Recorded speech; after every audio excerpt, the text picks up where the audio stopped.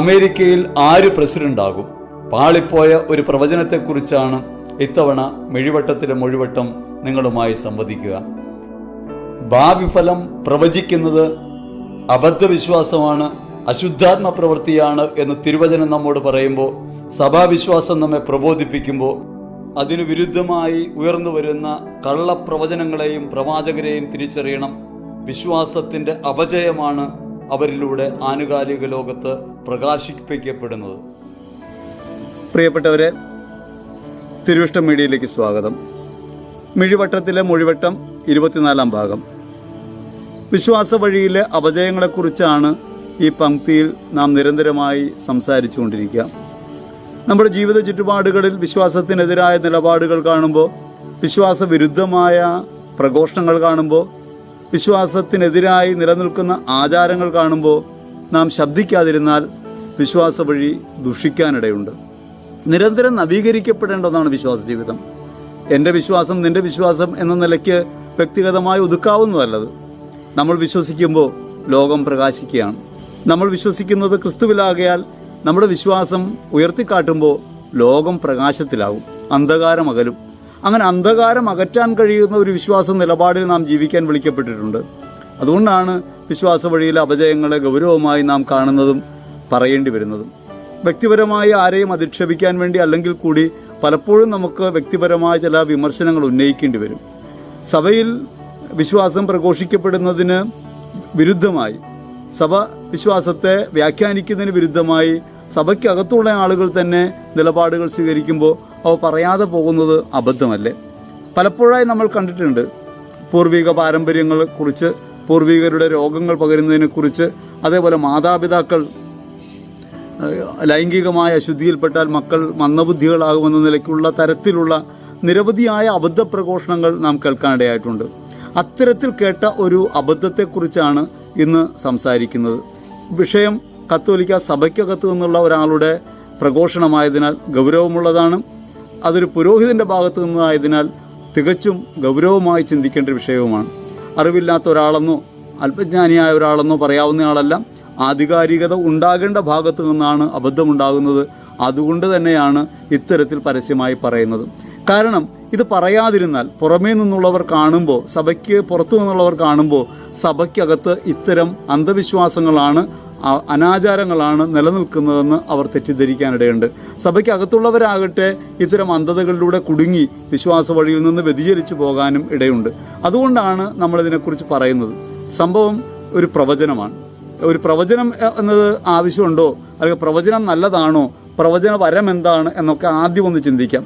പ്രവചിക്കുന്ന ആളുകളൊക്കെ സാധാരണ ചെയ്യാറ് അല്പം വിവരത്തോടെയാണ്. അതായത് സംഭവങ്ങളൊക്കെ നടന്നു കഴിഞ്ഞതിന് ശേഷം പണ്ട് ഞാനിങ്ങനെ പ്രവചിച്ചിട്ടുണ്ടായിരുന്നു എന്നാണ് സാധാരണ പറയാറ്. കാരണം അപ്പോൾ സംഭവം നടന്നാലും നടന്നില്ലെങ്കിലും കുഴപ്പമുണ്ടാവില്ലല്ലോ. ഇപ്പോൾ സുനാമി വന്നത് കേരളത്തിൽ ഒരാൾ അങ്ങനെ കണ്ടതാണ്.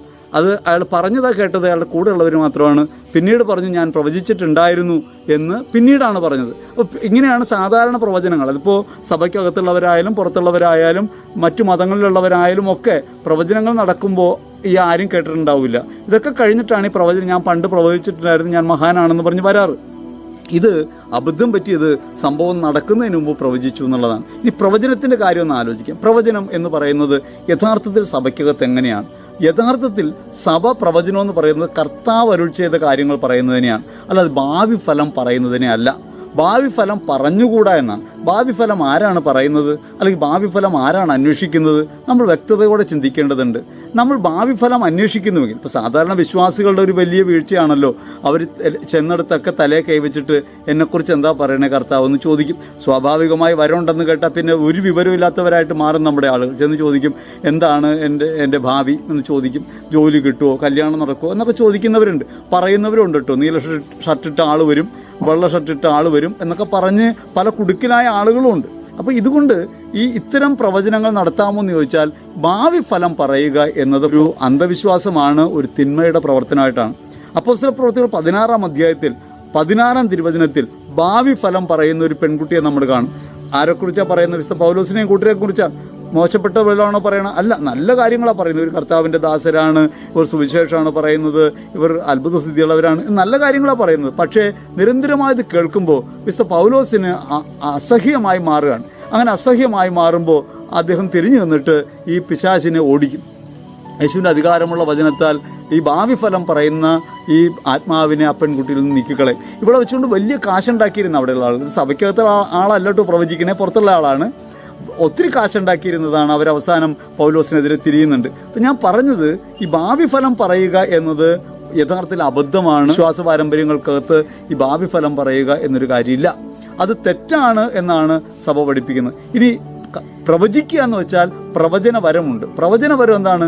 പ്രവചനവരം ഭാവി പറയുന്നതല്ല, അത് കർത്താവ് അരുളി ചെയ്യുന്ന കാര്യങ്ങൾ പറയാനുള്ളതാണ്. കർത്താവ് ഭൗതിക കാര്യങ്ങളെക്കുറിച്ച് ഇങ്ങനെ പ്രവചിക്കേണ്ട കാര്യമുണ്ടോ എന്ന് ചോദിച്ചാൽ അടുത്ത കാര്യം അതാണ്.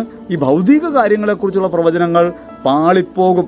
കാരണം ഈ ലോകത്തിൻ്റെ കാര്യങ്ങൾക്ക് വേണ്ടിയല്ല, ആത്മരക്ഷയ്ക്ക് വേണ്ടിയാണ് വരങ്ങൾ നൽകുന്നത്. പ്രവചനവരം ഒരു വരമാണ്. 9 വരങ്ങളിൽപ്പെട്ട ശുശ്രൂഷ വരങ്ങളിൽപ്പെട്ടൊരു വരമാണ്. അത് അസാധാരണ വരങ്ങൾ. ഈ അസാധാരണ വരത്തിൽപ്പെട്ട ഒന്നാണ്, സൂപ്പർ നാച്ചുറൽ ഗിഫ്റ്റ്സിൽപ്പെട്ട ഒന്നാണ് പ്രവചനവരം. ഈ പ്രവചനം എന്തിനാണ്? ആത്മാക്കളുടെ രക്ഷയ്ക്ക് വേണ്ടിയാണ്, അല്ലാതെ ഭൗതിക സാഹചര്യങ്ങൾക്ക് വേണ്ടിയല്ല. ഒരു കാര്യം നാം മനസ്സിലാക്കേണ്ടത്, എന്താണ് ഈ ആത്മീയ വരം ഭൗതിക സാഹചര്യത്തിൽ അപ്ലൈ ചെയ്താലുള്ള കുഴപ്പം? നടപ്പുള്ള കാര്യമല്ല. അത് ലോകരാജ്യത്തിൻ്റെ തകർച്ചയാണ് ദൈവരാജ്യത്തിൻ്റെ ഉയർച്ച. അപ്പോൾ ലോകരാജ്യത്തിന് വേണ്ടി പ്രവചിക്കുക എന്ന് വെച്ചാൽ അത് ദൈവരാജ്യത്തിനെതിരായ ഒന്നായിട്ട് മാറും. അത് വരമല്ല എന്നൊരു കാര്യം ഉറപ്പിക്കണം. അപ്പോൾ അതുകൊണ്ട് ഇത്ര വ്യക്തമായത് പറയുന്നത്, ഇത് പറഞ്ഞ ആളുകൾ ചില്ലറക്കാരല്ലാത്തതുകൊണ്ടാണ്. പറഞ്ഞ ആളുകൾ ചില്ലറക്കാരല്ല, കണ്ടവരും ചില്ലറക്കാരല്ല, ചില്ലറ എണ്ണുന്ന ആളുകളല്ല. അതുകൊണ്ടാണ് ഇങ്ങനെ പറയുന്നത്. ഇനിയാണ് ഈ സംഭവത്തിൻ്റെ ഗൗരവത്തിലേക്ക് വരേണ്ടത്. പ്രവചന വിഷയം എന്താണ്? പ്രവചന വിഷയം അമേരിക്കൻ തെരഞ്ഞെടുപ്പാണ്. ഈ നാട്ടിലെ പ്രശ്നങ്ങളൊന്നും ഇല്ലാഞ്ഞിട്ടാണ്. ഇവിടെ പട്ടിണിയോ പരിവട്ടോ കുഴപ്പമൊന്നും ഇല്ലാത്തതുകൊണ്ടാണ് അമേരിക്കയിൽ ആര് പ്രസിഡന്റ് ആകണമെന്നാണ് ഈ പറഞ്ഞ മാന്യദ്ദേഹം ചിന്തിക്കുന്നത്. നിങ്ങളൊരു കാര്യം ആലോചിക്കണം.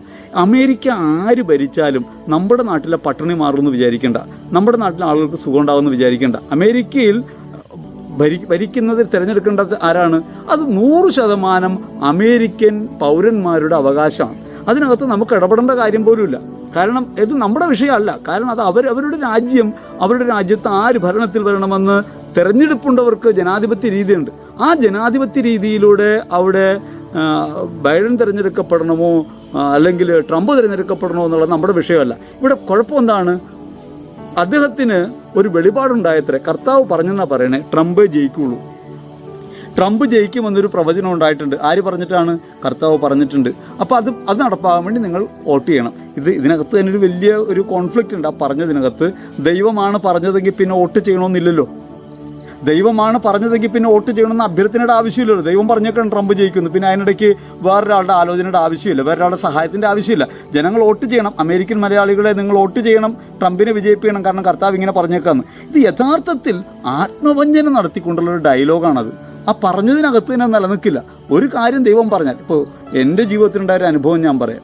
ഒരു കാര്യം പ്രാർത്ഥിക്കാനായിട്ട് പോകുന്നു, ഒരു കാര്യം തുടങ്ങുന്നതിനെക്കുറിച്ചാണ്. വേറൊന്നുമല്ല, മാനസിക രോഗം ബാധിച്ച ആളുകൾ ശുശ്രൂഷിക്കാനൊരു കേന്ദ്രം പോയതൊരു സ്ഥലത്താണ്. പ്രാർത്ഥിച്ചത് ഒരു പ്രധാനപ്പെട്ട ആളാണ്. പ്രാർത്ഥിച്ചിട്ട് അദ്ദേഹം പറഞ്ഞു അടുത്ത ആഴ്ച പറയാം. ഞാൻ അടുത്ത ആഴ്ച പറയുന്നത് ഇത് പ്രാർത്ഥിക്കേണ്ട കാര്യമില്ല ശരിക്കും പറഞ്ഞാൽ. കാരണം മാനസിക രോഗമുള്ളൊരു ശുശ്രൂഷിക്കാനായിട്ട് കേന്ദ്രം തുടങ്ങാൻ ഒരു പ്രചോദനം ഉണ്ടായി തുടങ്ങുക. അത് വിജയിക്കണമെന്ന് നിർബന്ധമൊന്നുമില്ല. കാരണം ഇത് വിജയിക്കുക എന്നുള്ളത് ആളുടെ കാര്യം. അത് വിജയിക്കണമെന്ന് പ്രാർത്ഥിച്ചാൽ കൂടുതൽ മാനസിക രോഗികൾ ഉണ്ടാവണമെന്ന് പ്രാർത്ഥിക്കേണ്ടി വരില്ലേ? ഒരു മാനസിക രോഗിയും ഇല്ലാതെയായി ഈ മാനസിക ശുശ്രൂഷാ കേന്ദ്രം തകർന്നു പോകണമെന്നാണ് നമ്മൾ പ്രാർത്ഥിച്ചുകൊണ്ടിരിക്കുന്നത്. അതുകൊണ്ട് ആശുപത്രിക്ക് വേണ്ടി നമ്മൾ പ്രാർത്ഥിക്കില്ല. കാരണം ആശുപത്രി ഉണ്ടാകണമെന്നല്ല, ആശുപത്രികൾ ഇല്ലാതെ ആവണമെന്ന് നമ്മൾ പ്രാർത്ഥിക്കുന്നത്. കാരണം ആരോഗ്യം ഉണ്ടായ പിന്നെ ആശുപത്രി ആവശ്യമില്ല. നമ്മൾ പ്രാർത്ഥിക്കുന്നത് അതിന് വേണ്ടിയാണ്. ഇവിടെ പ്രാർത്ഥിക്കുന്നത് അങ്ങനെയല്ല. അപ്പോൾ അതുകൊണ്ട് ഇത് പറഞ്ഞപ്പോൾ അദ്ദേഹം പറഞ്ഞത് ബുദ്ധി അതല്ല, പ്രാർത്ഥിച്ചിട്ട് പറഞ്ഞ കാര്യം ബുദ്ധി അതല്ല, ഒരു വൃദ്ധസദനം തുടങ്ങണം നല്ലത്, അത് ബുദ്ധിയാണ്. അത് നമുക്ക് അപ്പം മനസ്സിലായി. നമ്മൾ ആ പരിപാടിയിൽ നിന്ന് വിട്ടു. രസകരമായ കാര്യം ഒന്നും 1.5 മാസത്തിനകം നടക്കുമെന്നാണ് പറഞ്ഞത്. ഇപ്പോൾ വർഷം 10-20 ഇതുവരെ നടന്നിട്ടില്ല. ഞാൻ ശുശ്രൂഷ ആരംഭിക്കുന്ന കാലത്താണ്, ഇതുവരെ നടന്നിട്ടില്ല. ഒരു കാര്യം നമ്മൾ മനസ്സിലാക്കേണ്ടത്, ദൈവമാണൊരു കാര്യം നടപ്പിലാക്കാൻ തീരുമാനിക്കുന്നതെങ്കിൽ അത് നിറവേറിയിരിക്കും. അതിനകത്ത് മനുഷ്യരുടെ ഇടപെടൽ ഉണ്ടാകില്ല. ഇനി അമേരിക്കയിൽ ഈ ജനങ്ങൾ അന്തിക്രിസ്തുവിൻ്റെ വരവാണ് ലോകത്ത്. അതുകൊണ്ട് മഹാമാരിയേക്കാൾ വലിയ പ്രശ്നം ഉണ്ടായിക്കൊണ്ടിരിക്കുകയാണ്. എന്താ പറയണമെന്നറിയാൻ പാടില്ലേ? കാരണം ഭീകരാക്രമണങ്ങളെക്കുറിച്ചാണ്. ഈ ഭീകരവാദം തഴച്ചു വളരാൻ പ്രധാനമായി ഇടമൊരുക്കിയ ആളാരാ? അമേരിക്ക. ബിൻ ലാദനെ വളർത്തിയതാരാ? അമേരിക്കയല്ലേ? ബിൻ ലാദനെ വളർത്തിയത് അമേരിക്കയിൽ. അവസാനം അമേരിക്കക്കെതിരെ തന്നെ ബിൻ ലാദൻ തിരിഞ്ഞു നിന്നപ്പോഴല്ലേ കൊന്നുകളഞ്ഞത്. ഇതൊക്കെ ലോകത്തിനറിയാത്ത കാര്യമോ ചരിത്രത്തിലില്ലാത്ത കാര്യമല്ലല്ലോ. എന്നിട്ട് ഇദ്ദേഹം പറയാണ് ഈ എതിർ ക്രിസ്തുവിന്റെ പ്രവൃത്തിയാണെന്ന് പറയുന്നത്. എതിർ ക്രിസ്തുവിന്റെ പ്രവൃത്തി ഏതാണ്? ബൈഡൻ ജയിച്ചാൽ അത് എതിർ ക്രിസ്തുവിന്റെ പ്രവൃത്തിയാണ്. നിങ്ങൾ ആലോചിച്ചൊക്കെ ഒരു ജനാധിപത്യ ക്രമത്തിനകത്ത് തെരഞ്ഞെടുപ്പിൽ വോട്ട് ചെയ്യുന്ന ആളുകൾ ഇരുപക്ഷത്ത് വോട്ട് ചെയ്യുന്നു. അങ്ങനെ വോട്ട് ചെയ്യുന്നതിൽ ആരെങ്കിലും ഒരാൾ എതിർപക്ഷത്ത് വോട്ട് ചെയ്യുമല്ലോ. അപ്പം അയാൾ പിശാചിന്റെ വാക്ക് കേട്ടെന്നാണ് ഈ പറയണേ. നമ്മൾ മനസ്സിലാക്കേണ്ടതേ, ഇപ്പോൾ ബൈഡനോ അല്ലെങ്കിൽ ആരെങ്കിലും ലോകത്തെ ഏതെങ്കിലും ഒരു രാഷ്ട്രീയ നേതാവോ ഒരു ഭരണകൂടമോ അബോർഷൻ നിയമപരമായി പ്രഖ്യാപിച്ചാൽ നമ്മളതിൽ ഉത്കണ്ഠപ്പെടണം. എന്തിനാന്നേ? കത്തോലിക്കിന്റെ പണി എന്താ? നമ്മൾ ചെയ്യൂലാന്ന് തീരുമാനിച്ചപ്പോരെ.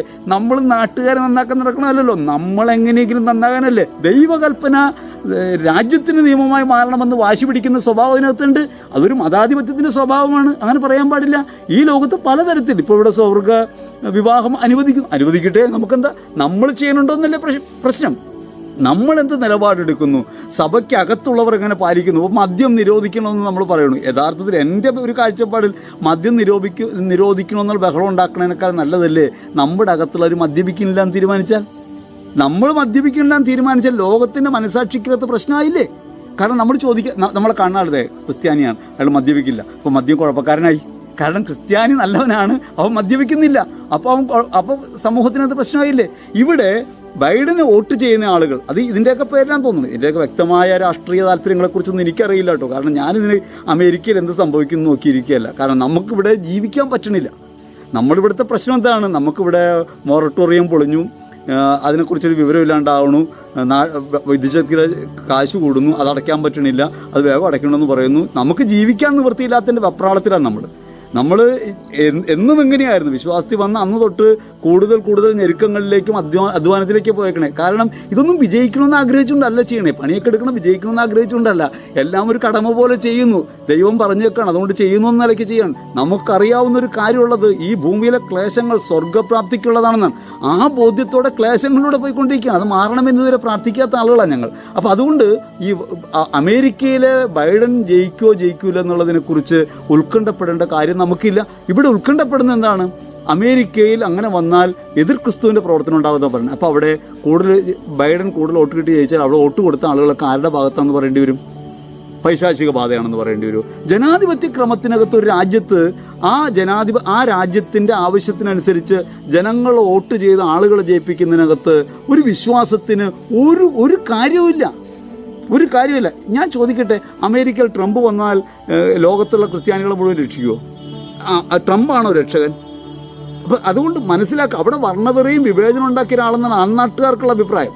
അവിടെ ഡിവൈഡിങ് ഉണ്ടാക്കിയ ആളാണ് എന്നാണ് അന്നാട്ടുകാർക്ക്. ഇന്ത്യക്കാർക്ക് അവിടെ നിലനിൽക്കാൻ സാധ്യത ബുദ്ധിമുട്ടുള്ള കാര്യമാണ് ഈ ട്രംപ് ജയിച്ചാലെന്നാണ് ഞാൻ കേട്ടിട്ടുള്ളത്. അപ്പോൾ ഒരു കാര്യമുള്ളത്, ഇതിനകത്ത് യാതൊരു കാരണവശാലും ഇടപെടേണ്ട കാര്യമില്ല.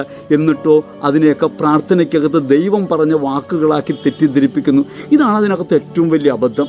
ദൈവം നമ്മോട് പ്രാർത്ഥനയിൽ പറയുന്ന കാര്യങ്ങൾ ഈ പറഞ്ഞ രീതിയിലുള്ള ഭൗതിക സാഹചര്യങ്ങൾക്ക് വേണ്ടിയുള്ള നിയമങ്ങളാക്കി മാറ്റാൻ, അല്ലെങ്കിൽ അത്തരത്തിലുള്ള നിർദ്ദേശങ്ങളാക്കി മാറ്റാൻ ആരാണ് ഈ വിശ്വാസ പ്രഘോഷകർ എന്ന് അഭിമാനിക്കുന്നവർക്ക് അവകാശം കൊടുത്തിട്ടുള്ളത്, അധികാരം കൊടുത്തിട്ടുള്ളത്? അദ്ദേഹം പറയുന്ന ലക്ഷക്കണക്കിന് ആളുകളോട് വചനം പറഞ്ഞെന്ന എൻ്റെ അഭിപ്രായത്തിൽ വലിയ കഷ്ടമായിപ്പോയെന്നാണ്. കാരണം പറഞ്ഞതാണല്ലോ, ലൈംഗിക അരാജകത്വം കൊണ്ടാണ് കുഞ്ഞുങ്ങൾ മന്ദബുദ്ധികളായി ജനിക്കുന്നത്. എത്ര വിഷമമുള്ള കാര്യം നോക്കിയേ.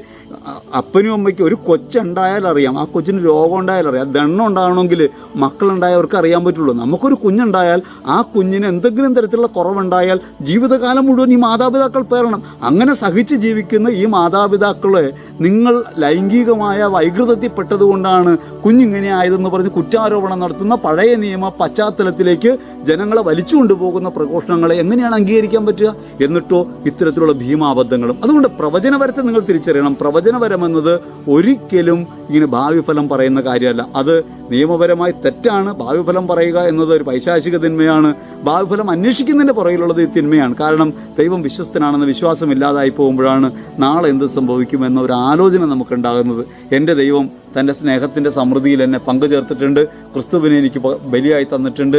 അവൻ്റെ ശരീരം ഭക്ഷിച്ചാണ് ഞാൻ ജീവിക്കുന്നത്, അവൻ്റെ ശരീരത്തിലാണ് ഞാൻ ജീവിക്കുന്നത്, അവൻ എന്നിൽ വസിക്കുന്നു. അതുകൊണ്ട് ഈ ലോകത്തിലെ കഷ്ടതകളും ക്ലേശങ്ങളും ഞെരുക്കങ്ങളെയും അതിജീവിക്കാൻ, സ്വർഗം അനുഭവിക്കാൻ എനിക്ക് കഴിയുമെന്ന് വിശ്വാസത്തിൽ ഏറ്റുപറയേണ്ടവരാണ് ഞാനും നിങ്ങളും. ഏറ്റവും പ്രിയപ്പെട്ടവരെ, ഇത്തരം അന്ധവിശ്വാസങ്ങളെയും അബദ്ധങ്ങളെയും വിശ്വാസ വഴിയിൽ നിന്ന് കളപറിക്കുന്നതുപോലെ പറിച്ചു മാറ്റേണ്ടതുണ്ട്. വ്യക്തിപരമായി ആരെയും ദ്രോഹിക്കാനോ വിഷമിപ്പിക്കാനല്ല പറയുന്നത്, പക്ഷേ ജീവിത വഴിയിൽ ശ്രദ്ധിക്കണം. ഇത്തരത്തിലുള്ളൊരു അബദ്ധ പ്രബോധനം ഹൃദയത്തിൽ കയറാനിടയാകരുത്. തിരക്തം കൊണ്ട് കഴുകി പ്രാർത്ഥിക്കണം. വിശ്വാസ നിലപാട് ഉറപ്പിക്കണം. നാം പ്രവചനത്തിലല്ല വിശ്വസിക്കുന്നത്. നാം വിശ്വസിക്കുന്ന പ്രവചനം ദൈവത്തിൻ്റെ അരുളപ്പാടാണ്. ദൈവത്തിൻ്റെ അരുളപ്പാടായ പ്രവചനങ്ങളുടെ പൂർത്തീകരണമായ ക്രിസ്തുവായി ഭൂമിയിൽ വന്നിട്ടുണ്ട്.